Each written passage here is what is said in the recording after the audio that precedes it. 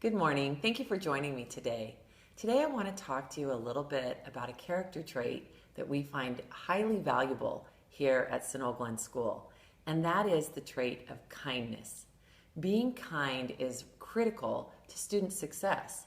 That may sound like something you've never really thought of before, so I want to talk a little bit about that, why that trait of being kind and caring actually translates to student achievement. Very interesting idea.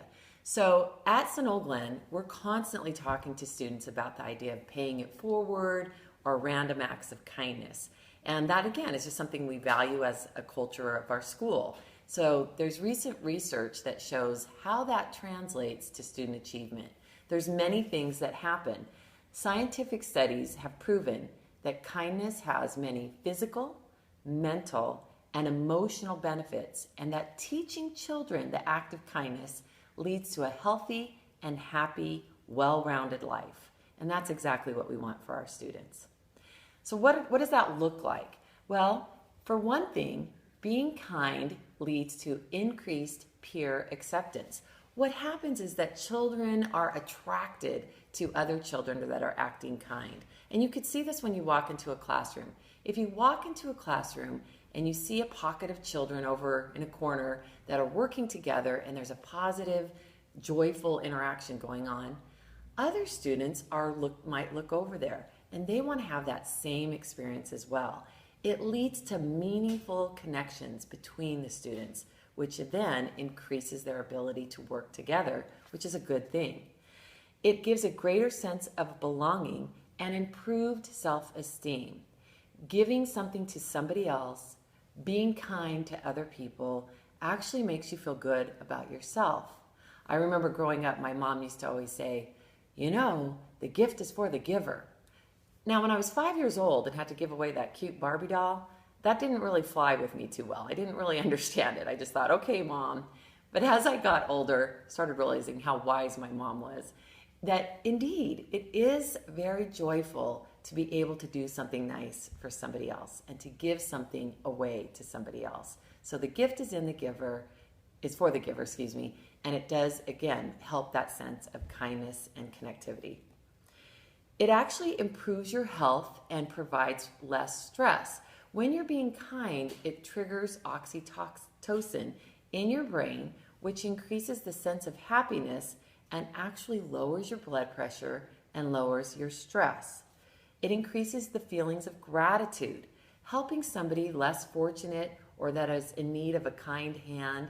Again, it makes you feel good about yourself, and perhaps it gives you that perspective that things that I'm upset about or things that seem hard, when you look at somebody else that is in greater need, it makes you realize, maybe it's not so bad after all. It reduces your depression. Again, all of those goodwill feelings makes you feel good and makes you feel happy and pushes that depression away. They've actually studied and found that when a school has that culture of that kindness is highly valued, it actually pushes bullying away. And why does that happen is because there's a sense of community. Remember, we talked about that connections, those meaningful connections you make. And so when there's somebody that starts moving into being more unkind or into being a bully, the other students are not going to tolerate that. They're going to step forward. They're going to, again, use the expressions that they've been experiencing or witnessing, that kindness is the way we act, not in those mean and bullying behaviors.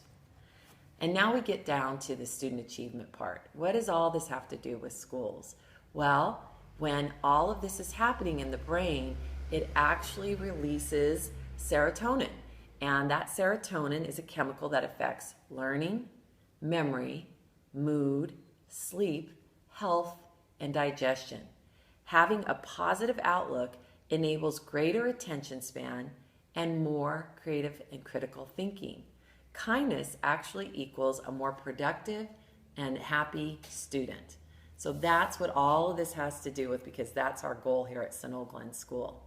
I do want to share one quote with you, and this is by Maurice Elias, who's a professor at Rutgers University. And he's an advocate for kindness. And what he says is, as a citizen, a grandparent, a father, and a professional, it is clear to me that the mission of schools must include teaching kindness. Without it, communities, families, schools, and classrooms become places of incivility, where lasting learning is unlikely to take place. Kindness can be taught and should be taught. It is a defining aspect of a civilized human life. It belongs in every home, school, neighborhood, and definitely within our society. It becomes quite clear that modern education must encompass more than academics, and that matters of the heart must be taken equally as seriously and nurtured as a matter of a high priority. I'm proud to share with you that at Sunol Glen, the staff imbues this idea. We hold it to the highest standard, and we constantly look for opportunities to be kind to one another, to our parents, and absolutely to the students, for which we care about with all of our hearts. I challenge you to think about ways that you can be kind to one another and be kind to your children. Thank you so much, and have a kind and caring weekend.